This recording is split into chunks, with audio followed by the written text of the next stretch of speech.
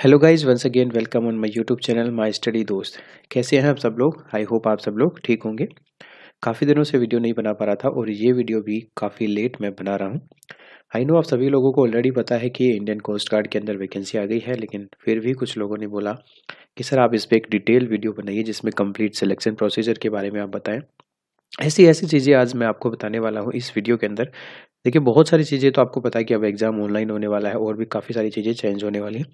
लेकिन मोस्टली आपको सिर्फ़ जो नोटिफ़िकेशन पढ़ने के बाद में भी सिर्फ़ आपको इतना ही पता है कि इसके लिए अप्लाई करने के लिए जो डेट है वो 5 जनवरी से 19 जनवरी है और इसके लिए कौन-कौन अप्लाई कर सकता है। लेकिन इसकी जो चीज़ें हैं, जो बारीकी से आपको पढ़ना चाहिए, वो मोस्ट ऑफ कैंडिडेट नहीं करते हैं। तो इस वीडियो में मैं पूरा वही पढ़ने के बाद में मैंने सारी चीज़ें हाइलाइट की हैं, उसको मैं बारीकी से बताने वाला हूँ।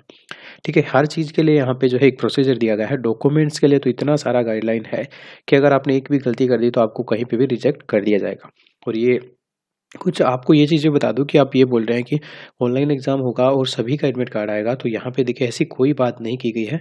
उसके लिए भी एक रेशियो डिसाइड किया गया है, तो वो भी मैं थोड़ा-सा बता दूँगा आगे। तो इस वीडियो को कंटिन्यू देखिए। वीडियो देखिए 10 से 15 मिनट का भी हो सकता है क्योंकि इसमें जानकारी इतनी ज़्यादा है कि वो सारी चीज़ें मिस नहीं कर सकते, तो वो जानना आपके लिए ज़रूरी है। तो आइए स्टार्ट करते हैं।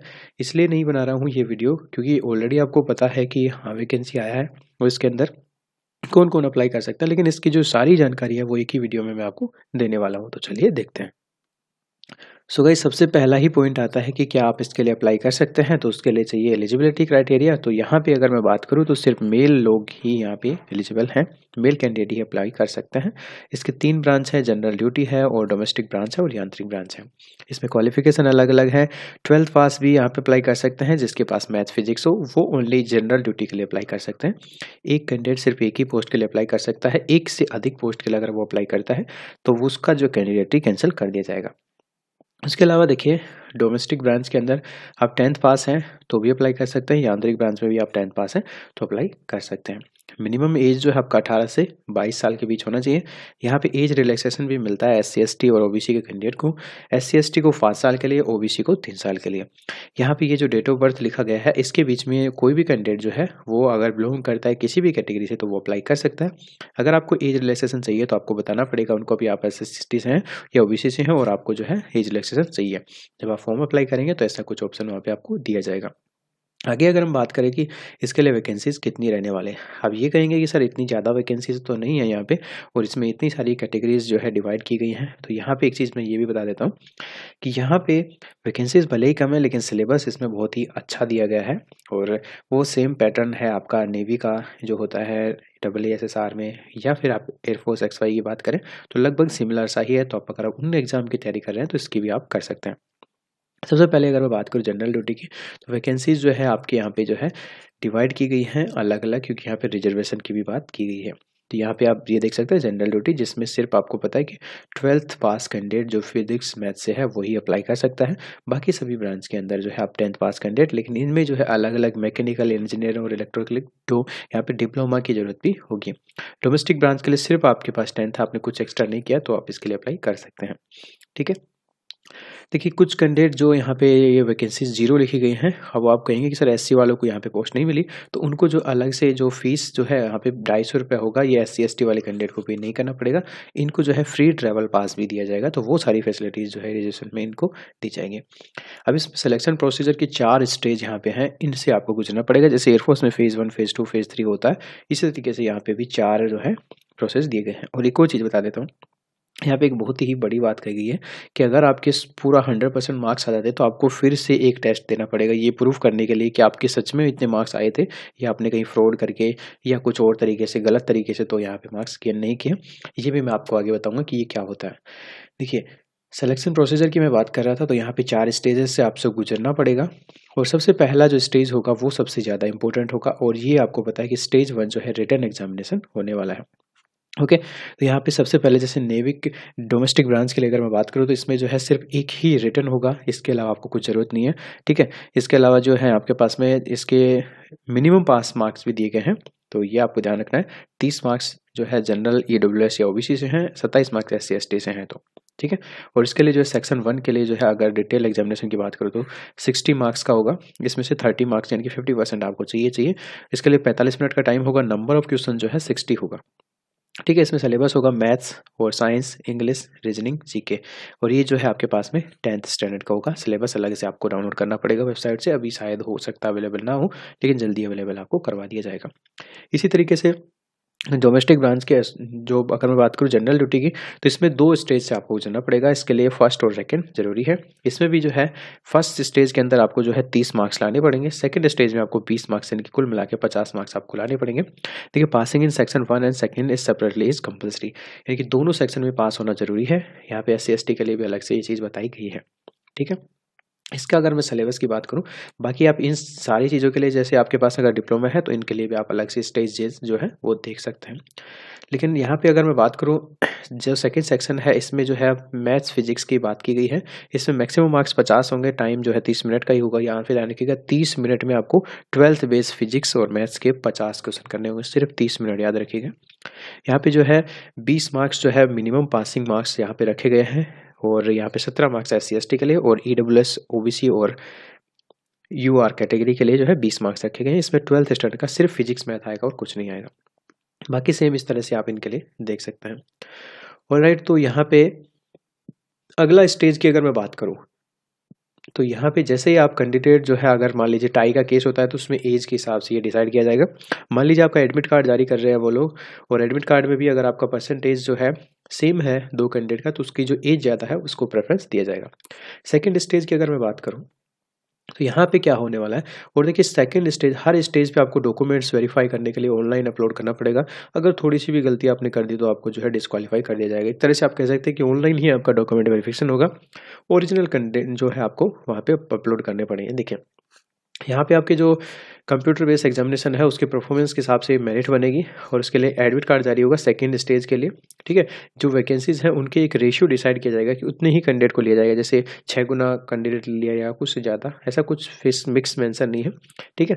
लेकिन यहाँ पे जो स्टेज सेकंड है इसके लिए आपको 1 से 2 दिन तक यहाँ पे आपको पास में टाइम दिया जाएगा। ठीक है। और ये आपके पास में जो है सिर्फ क्वालिफाइंग होगा, ये भी आपको ध्यान रखना चाहिए। और इसमें जो है आप पास या फेल होते हैं, ये सिर्फ इतना ही स्टेटस जरूरी है।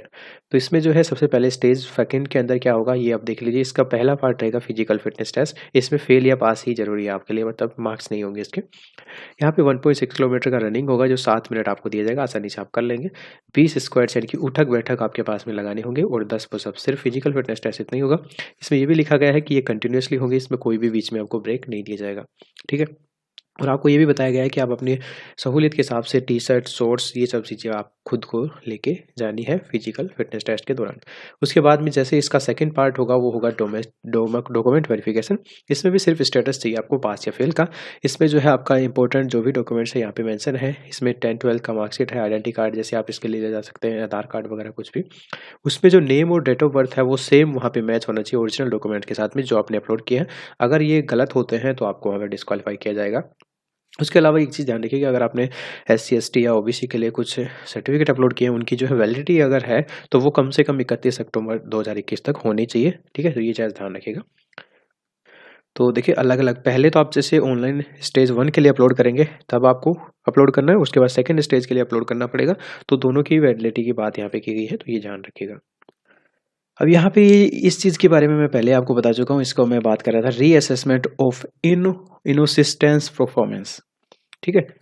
तो क्या होता है इनकॉन्सिस्टेंस परफॉर्मर्स, तो यहाँ पे आपको ध्यान रखना है कि inconsistence performance those candidate who percentage score in online examination is 30% और मोर देन 30%। ठीक है। अगर आपने परसेंटेज जो स्कोर किया है वो 30% या इससे ज़्यादा है, किसमें, ऑनलाइन एग्जामिनेशन में। ठीक है। और जो क्वालिफाइंग बोर्ड या डिप्लोमा एग्जामिनेशन, इसमें एग्जांपल के लिए आप जैसे नेविक GD के लिए अगर मैं बात करूँ, कैंडिडेट ने 110 मार्क्स स्कोर किए सेक्शन 1 और सेक्शन 2 में। जैसे सेक्शन 1 60 मार्क्स स्कोर कर लिए और सेक्शन सेकंड के अंदर 50 मार्क्स। तो इस तरह से उसने जो है, अगर there by securing 100% marks in written examination if the aggregate percentage of the candidate in 12th is 70% और less than 70%, the candidate is inconsistent performer. ठीक है। अगर आपने 30% से ज़्यादा मार्क्स स्कोर किया, अगर आपका परसेंटेज जो है 12th में कितना है 70% या इससे कम है, तो आपको जो है इनकॉन्सिस्टेंट परफॉर्मेंस यानी कि सेम एक ऐसा ही टेस्ट देना पड़ेगा जो आपका फेज 1 यानी कि स्टेज 1 में हुआ था। ठीक है, there will be additional written examination inconsistent performance इसको बोला गया है। This test will be held after qualifying PFT यानी कि पीएफटी के बाद में होगा, और document verification for only inconsistent performance यानी कि ये कंडीशन दी गई है, इन कैंडिडेट का ही ये टेस्ट होगा ओनली। ठीक है, this test is only passing marks. इसमें अगर आप पास हो जाते हैं तो फिर इसके मार्क्स तो ऐड नहीं होंगे आगे, लेकिन इसको पास करना जरूरी है। लेकिन अगर आप इसमें फेल हो जाते हैं तो फिर यहाँ पे आपका करियर यहाँ से खत्म, आगे आपको जो है नहीं कंसिडर किया जाएगा। लेकिन ये सिर्फ उन कैंडिडेट के लिए है जो 30% से ज़्यादा मार्क्स स्कोर करते हैं और जिनका परसेंटेज 12th में 70% से कम है। तो देखा आपने कितनी सारी जानकारी यहाँ पे छुपी हुई है। अभी तो बहुत सारी चीज़ें हैं जो अभी आपको जाननी है। उसके बाद देखिए एसेंशियल मेडिकल एग्जामिनेशन, तो ये होगा, इसमें भी आपको मेडिकल में पास या फिट ऐसा कुछ पास या फेल स्टेटस दिखाना होगा। इसके लिए आप अप्लाई कर सकते हैं दोबारा से, अगर आपको यहाँ पे डिस्क्वालीफाई किया जाता है तो 21 दिन के अंदर। ठीक है, और ये इसका वैलिडिटी 6 महीने के लिए होगा। अब उसके बाद में जैसे स्टेज सेकंड कंप्लीट कर लेते हैं आप, और तो यहाँ पे आएगा स्टेज थर्ड। स्टेज थर्ड में क्या होगा कि यहाँ पे एक स्टेज फर्स्ट और सेकंड के अंदर जो आपके पास में मेरिट लिस्ट आई थी उसके ऊपर आपको एक एडमिट कार्ड दिया जाएगा स्टेज थर्ड का, जिसमें एक फाइनल मेडिकल होगा इनस चिल्का में। ठीक है, और वैकेंसीज की अवेलेबिलिटी के हिसाब से एक रेशियो तैयार किया जाएगा। जैसे आप मान लीजिए कि 100 वैकेंसीज हैं तो वो 150 कैंडिडेट को बुला लेंगे, उस हिसाब से एक रेशियो के अंदर वो 1-2 दिन तक वहाँ पे आपका जो है ये सारी चीज़ करवाएंगे। फिर वहाँ पे देखिए अगेन क्या होगा इस थर्ड स्टेज के अंदर, डॉक्यूमेंट वेरिफिकेशन। इसमें फिर से वो सारी चीज़ें चेक होंगी, यहाँ पे पूरा पढ़िएगा आप। इनको जो है ये वैलिडिटी का जरूर ध्यान रखिएगा, अगर वैलिडिटी 31 अक्टूबर से कम है तो वो डिस्क्वालीफाई कर देंगे, उस टाइम तक वो चेक होगा। उसके बाद में फाइनल मेडिकल जो होगा वो आईएनएस चिल्का में। इसके लिए भी आप जो है अगर आप फेल हो जाते हैं तो फिर से अप्लाई कर सकते हैं, लेकिन यहाँ पे अगर आप फेल हो जाते हैं तो आपको वहाँ पे कंसिडर नहीं किया जाएगा क्योंकि आप ज्वाइनिंग के लिए जा रहे हैं। ठीक है, ओरिजिनल डॉक्यूमेंट्स जो है, और यहाँ पे एक पुलिस वेरिफिकेशन की भी बात की गई है, तो ये एसोसिएट फॉर्म्स जो है आपको अवेलेबल हो जाएंगे बाद में। तो ये वेबसाइट पे अभी आपको अवेलेबल हो जाएंगे, तो ये देख सकते हैं, ये वेबसाइट है join indian coast guard.cdsc.in। ठीक है, ये आपको सबमिट करना पड़ेगा, लेकिन अगर आपने एक सिंगल डॉक्यूमेंट भी सबमिट नहीं किया ना तो वो कभी भी डिस्क्वालीफाई कर सकते हैं। ठीक है, उसके अलावा है स्टेज फोर्थ। तो इसके बाद स्टेज 4 में क्या होगा, देखिए इंपॉर्टेंट आपके लिए स्टेज 1 और 2 है, लेकिन बाकी थर्ड और फोर्थ जो है क्वालिफाइंग है, और इनमें जो है आपको इतना मेहनत करने की जरूरत नहीं है, सिर्फ डॉक्यूमेंट्स वगैरह से ही आप मेडिकल से रिलेटेड है। स्टेज 4 में क्या होगा कि ये सारी चीज़ों का जो है जानकारी चेक की जाएगी जो आपकी यूनिवर्सिटी या बोर्ड से हैं, और अगर वो जेन्युइन पाए जाते हैं तब तो आप फिट हैं वहाँ पे। अगर डॉक्यूमेंट्स में कुछ भी फ्रॉड है आपका तो यहाँ पे हो सकता है आपने गलती से कुछ ऐसा वैसा बनवा लिया हो, I am not saying anything, but फिर भी आपका अगर कुछ ऐसा होता है तो वो आपको डिस्क्वालीफाई कर देंगे। ठीक है, अब बात आती है कि आप इसके लिए अप्लाई कैसे कर सकते हैं। अप्लाई करने के लिए तो आप ऑफिशियल वेबसाइट पे जाएंगे, उसका लिंक भी यहाँ पे दिया गया है joinindiancoastguard.cad.in। 5 जनवरी से 19 जनवरी तक आप इसके लिए अप्लाई कर सकते हैं। सिर्फ एक ही पोस्ट के लिए एक बंदा अप्लाई कर सकता है, ये मैं आपको पहले बता चुका हूँ। और डॉक्यूमेंट जो है अपलोड होंगे 2 तरीके से। अगर आपको कुछ डाउट होता है तो यहाँ पे देखिए कॉल करने के लिए या मेल करने के लिए बताया गया है। डॉक्यूमेंट जो अपलोड होंगे 2 तरीके से होंगे, 2 फेज़ के अंदर, पहले फेज़ के अंदर और दूसरे फेज़ के अंदर। तो यहाँ पे कंपल्सरी डॉक्यूमेंट्स जो हैं वो तो आपके पास में सबसे पहले तो फ़ोटो है। फ़ोटो जो है आपको ध्यान रखिएगा, आपका ब्लैक स्लेट के साथ ऊपर जो है चॉक से अपना नाम और डेट ऑफ फ़ोटो लिखा हुआ होना चाहिए, और जैसे आप एयरफोर्स में लगाते हैं वैसा ही सेम, और पासपोर्ट साइज़ का फ़ोटो आपको बना लेना है। नंबर से ज़्यादा पहले का वो नहीं होना चाहिए। ठीक है, उसके अलावा आपको जो है बर्थ सर्टिफिकेट के लिए 10th का मार्कशीट और ये SC ST OBC का जो सर्टिफिकेट आता है वो आपको अपलोड करना है। अगर आप बिलो 18 है तो आप हैंड रिटन डिक्लेरेशन भी आपको अपलोड करना पड़ेगा। ठीक है, NOC भी आपको देना पड़ेगा, अगर आप सर्विस सर्टिफिकेट है आपके पास में तो वो देना पड़ेगा आपको एडिशनल। अगर आपके पास में देखिए ये तो क्या करना पड़ेगा आपके पास में, ये आपके पास में जो डोमेस्टिक ब्रांच है उसके लिए अपलोड करना पड़ेगा। अगर आप GD से अप्लाई कर रहे हैं तो आपको जो है 12th का मार्कशीट भी देना पड़ेगा, वहाँ तक 10th का जरूरी है। फिर एडिशनल अगर आप कुछ और वैकेंसी के लिए अप्लाई कर रहे हैं तो डिप्लोमा वगैरह भी आपको देना पड़ेगा। ठीक है, उसके अलावा documents to be upload for shortlisted और फॉर फेज सेकंड, अगर आप फेज सेकंड के लिए क्वालिफाई हो जाते हैं फिर आपको जो है अलग से डॉक्यूमेंट्स देना पड़ेगा। इसमें भी जो है एक formula for conversation of CGPA, अगर आपका परसेंटेज में नहीं लिखा गया है परसेंटेज तो यहाँ पे CGPA में है तो उसको परसेंटेज को चेंज करके आपको देना पड़ेगा क्लास 10th, और इनके लिए अगर आप अप्लीकेबल हैं तो। NOC for government organisation the candidate is employed, अगर पहले से जॉब करते हैं तो उसके लिए NOC देना पड़ेगा। ठीक है, ये सारी चीज़ें हैं। और एडिशनल अगर आप GD के लिए अप्लाई करते हैं तब आपके लिए कुछ एक्स्ट्रा जैसे कि 12th का मार्कशीट का आपको जो है CGPA बना के देना पड़ेगा। ठीक है, तो उसके बाद में इसी के अंदर 5 फिर जो चीज़ आती है वो आती है कि list of optional document to be upload by the certificate of upload by candidate if shortlisted for stage second. अगर आप स्टेज सेकंड के लिए जो है क्वालिफाई कर जाते हैं तो इसके लिए आपको क्या क्या देना पड़ेगा। अगर आपके पास जैसे देखिए स्पोर्ट्स का कोई भी अगर सर्टिफिकेट है तो वो आप दे सकते हैं। यहाँ पे अगर आप एनसीसी से हैं तो वो भी आप वहाँ पे ऑनलाइन अपलोड करेंगे। उसके अलावा ये एससी एसटी ओबीसी का भी आपको फिर से देना पड़ेगा। और याद रखिएगा ये सिर्फ 10 से 100 केबी के बीच में हो। और इसमें एक चीज़ और बोली गई है कि ये हिंदी या इंग्लिश लैंग्वेज में होना चाहिए। अगर किसी एक्स्ट्रा लैंग्वेज में है तो वो एक्सेप्ट नहीं किए जाएंगे, उसके लिए आपको ट्रांसलेट करके फिर लिखना पड़ेगा। यहाँ पे एससी एसटी वाले कैंडिडेट को कोई फीस नहीं देना पड़ेगा, लेकिन बाकी कैंडिडेट को 250 रुपये का पेमेंट करना पड़ेगा। ठीक है, जिन लोग पेमेंट करेंगे उनका ही एडमिट कार्ड आएगा, ये भी ध्यान रखिएगा। अगर पेमेंट नहीं किया, एससी एसटी वाले हो तब पेमेंट करने की जरूरत नहीं है, लेकिन अगर आप अदर कैटेगरी से हैं तो आप 250 रुपये पेमेंट करेंगे। और पेमेंट आप कैसे भी कर सकते हैं, जैसे यहाँ पे मास्टर कार्ड है, वीज़ा है, रुपे कार्ड है, तो इससे कैसे भी कर सकते हैं। ओके, तो यहाँ पे सारी चीज़ें मैंने लगभग बता दी हैं। अब एग्जामिनेशन सिटी की अगर मैं बात करूँ तो यहाँ पे बोला गया है कि सबसे पहले एससी एसटी वालों को ही प्रेफरेंस दिया जाएगा, उनको नज़दीक सेंटर मिलेगा लगभग 30 किलोमीटर के एरिया में। अगर आप 30 किलोमीटर के एरिया में नहीं आते हैं तो आपको जो है एक इस ट्रेवलिंग पास भी दिया जाएगा एससी एसटी वाले कैंडिडेट को। ओके, और लगभग मतलब पास वाला सेंटर ही सब लोगों को मिल जाएगा। फिजिकल फिटनेस टेस्ट के लिए और मेडिकल के लिए भी उनको पास वाला दिया जाएगा। उसके लिए एग्जाम वगैरह की डेट जो है आपके पास में मिड या एंड ऑफ मार्च में होगा। और स्टेज सेकंड जो है अप्रैल अर्लियर हो जाएगा। और स्टेज थर्ड जो और फोर्थ है वो आपका अगस्त में हो जाएगा। ठीक है, ये लगभग सारी चीज़ें मैं बता दी थी। सारे रिजल्ट जो भी होंगे होने के बाद में स्टेज के, वो 20 दिन के अंदर डिक्लेयर हो जाएंगे। उसके अलावा कलर प्रिंट आउट आपको जो है रिक्वायर्ड होगा सभी स्टेज के लिए, जो आपका एडमिट कार्ड आएगा उसका। और बाकी जो भी आपके पास में सर्टिफिकेट रिक्वायर्ड होंगे उनकी 2 फोटो कॉपी, वो भी सेल्फ अटेस्टेड। और एससी एसटी सर्टिफिकेट ओरिजिनल, जैसे ट्रेन या टिकट पास, ये आप डाउनलोड कर पाएंगे ऑनलाइन जब आप वहाँ पे वेबसाइट पे विजिट करेंगे। ठीक है, और ये जो पेमेंट का देखिए एनईएफटी पेमेंट, तो ये भी आपको ध्यान रखना है कि सारे डॉक्यूमेंट्स को एकदम अच्छे से रखना है, क्योंकि वहाँ पे इतनी सारी चीज़ें हैं ये आपने शायद पढ़ी ही नहीं होंगी। ठीक है, स्टेज फर्स्ट के लिए जब आप जा रहे हैं एग्जाम देने के लिए, आपको ओरिजिनल आईडी चाहिए। ये एडमिट कार्ड का जो है कलर प्रिंट आउट लेके जाना है, एससी एसटी का जो है सर्टिफिकेट लेके जाना है, और ये जो ट्रैवलिंग पास है अगर आपके पास में तो ये भी आपको लेके जाना है। ठीक है, ये वेबसाइट से मिल जाएगा आपके पास में ये सारी चीज़ें डाउनलोड करने के लिए। उसके अलावा देखिए यहाँ पे स्टेज सेकंड के लिए जा रहे हैं तब आईडी फ़ोटो तो लेके जाएंगे ही। उसके अलावा जो है ये सारी self attested 20 non password size colour photograph ये सब लेके जाना पड़ेगा आपको। 3 फोटोकॉपी सभी डॉक्यूमेंट्स की जो भी यहाँ पे मेंशन है, तो इस तरह से आप देख सकते हैं। और ये बहुत सारी चीज़ें जो हैं यहाँ पे लिखी गई हैं, ये आपको पढ़नी चाहिए स्टेज थर्ड के लिए अगर आप जा रहे हैं तब। तो ये देख लेना अभी, तो खैर इतना इंपॉर्टेंट अभी नहीं है, और पहले फेज़ फर्स्ट और सेकेंड को क्लियर करेंगे। ठीक है, ओके सैन। अभी अगर बात करें मेडिकल स्टैंडर्ड की, तो यहाँ पे देखिए मिलिट्री डॉक्टर के द्वारा मेडिकल होगा, और यहाँ पे हाइट 157 सेंटीमीटर आपका होना चाहिए। और यहाँ पे देखिए अगर आप बिलोंग करते हैं असम, नागालैंड, मिजोरम, मेघालय, अरुणाचल प्रदेश, मणिपुर, त्रिपुरा, गुवाहाटी, सिक्किम एंड अंडमान निकोबार आइसलैंड, तो यहाँ पे हाइट में आपको जो है 2 सेंटीमीटर का जो है, सॉरी 5 सेंटीमीटर का आपको जो है यहाँ पे रिलैक्सेशन मिलेगा। 2 सेंटीमीटर का मिलेगा जो कैंडिडेट लक्षद्वीप से है। ठीक है, चेस्ट मिनिमम कितना भी हो, लेकिन आपका एक्सपेंशन 5 सेंटीमीटर होना चाहिए। वेट जो है हाइट और एज के हिसाब से होगा। हियरिंग नॉर्मल चलेगा, टैटू परमानेंट यहाँ पे नहीं चलेगा। और यहाँ पे अगर आप मेडिकल के लिए जा रहे हैं तो ईयर वैक्स वगैरह करके जाएंगे।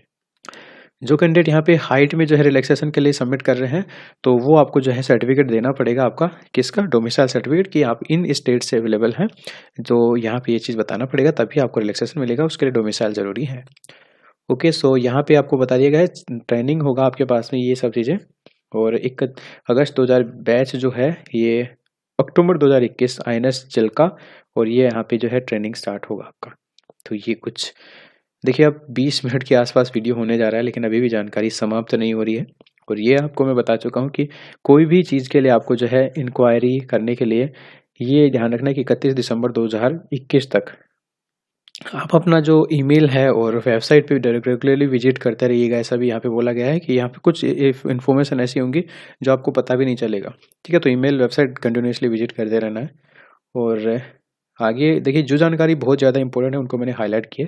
ट्रैवल पास के लिए जैसे मैं आपको बता चुका हूँ, सेकंड क्लास का वो SC ST वाले कैंडिडेट को मिल जाएगा।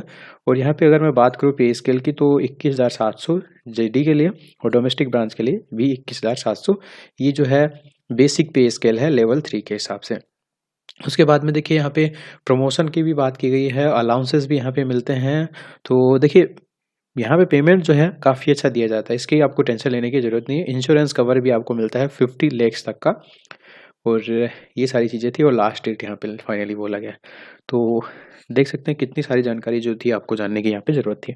तो आई होप वीडियो आपको अच्छा लगा होगा। जिसने लास्ट तक देखा वीडियो जो लाइक तो करेगा ही, साथ में अपने दोस्तों के शेयर भी ज़रूर कर देना। कोई समस्या हो अभी भी आपको तो आप मुझे कमेंट में पूछ सकते हैं। मैंने पूरा इसको अच्छे से एनालाइज़ कर लिया है। जैसे ही इसका ऑनलाइन फॉर्म स्टार्ट होगा उसके लिए भी मैं पर्टिकुलर वीडियो बना दूँगा और उसको कैसे अप्लाई करना है थोड़ा-सा पेशेंस के साथ अप्लाई कीजिए। अगर आप खुद अप्लाई कर रहे हैं या किसी और से भी करवा रहे हैं तो देखिए वो भी अपने आप में एक जैसे साइबर कैफ़े से आप अप्लाई करवाते हैं तो वो भी नए हैं, उन्होंने कुछ नहीं देखना, वो जो अप्लाई कर दिया, कर दिया। तो आपको खुद को ध्यान रखना है क्योंकि यहाँ पे हर एक चीज़ बारीकी से चेक करना ज़रूरी है। थोड़ी-सी भी गलती होती है तो यहाँ पे पूरा पहले से ही मेंशन किया गया है, ठीक है? तो thank you so much for watching this video. Form ज़रूर अप्लाई करना और अगर आप एलिजिबल हैं तो बाकी all the best for your exam. Channel पे नए हो तो सब्सक्राइब कर लेना। Thank you so much, bye bye, take care, all the best.